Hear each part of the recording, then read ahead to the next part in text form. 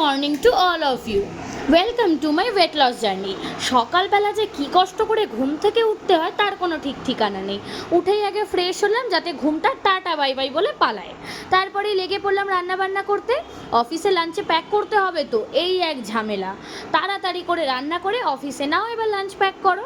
তাড়াতাড়ি করে হেলদি খাবার বানিয়ে ইজি টেস্টি সবটাই মাথায় রাখতে হবে। এইভাবে লাঞ্চটা রেডি করে নিলাম। তারপরে এবার অফিসে বেরোনোর জন্য লাঞ্চ বক্সও প্যাক করে নিলাম। তারপরে খেলাম মর্নিং ড্রিঙ্কটা।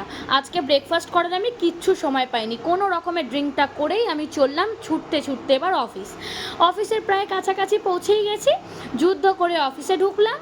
তারপরে অফিসে ঢুকেই 10:30 11টার দিক করে একটা কলা খেয়েছিলাম। বললাম না এই সময় একটা ব্যাকআপ আমাকে রাখতেই হয়, কারণ খেয়ে আসার তো সময় আমার কোনো দিনই হয় না যথারীতি। তারপরে দুপুরের লাঞ্চে ওই যে বাড়ি থেকে প্যাক করে নিয়ে এসেছিলাম সেটাই খেয়ে নিলাম। ভাত ভাজাটা জানো তো দারুণ সুন্দর খেতে হয়েছিল। তারপরে এবার কাজে মন দিই, নইলে আবার জানোই তো। ব্যাস কাজটা ছেড়ে নিলাম তাড়াতাড়ি, এবার বাড়ি ফিরতে গিয়ে দেখি গোটা রাস্তায় বৃষ্টি হচ্ছে। কী যে বিরক্তিকর লাগে রাস্তায় বেরিয়ে বৃষ্টি হলে। বাড়ি ফিরলাম, বাড়ি ফিরে এসে গ্রিন টি খেলাম একটা বিস্কিট দিয়ে।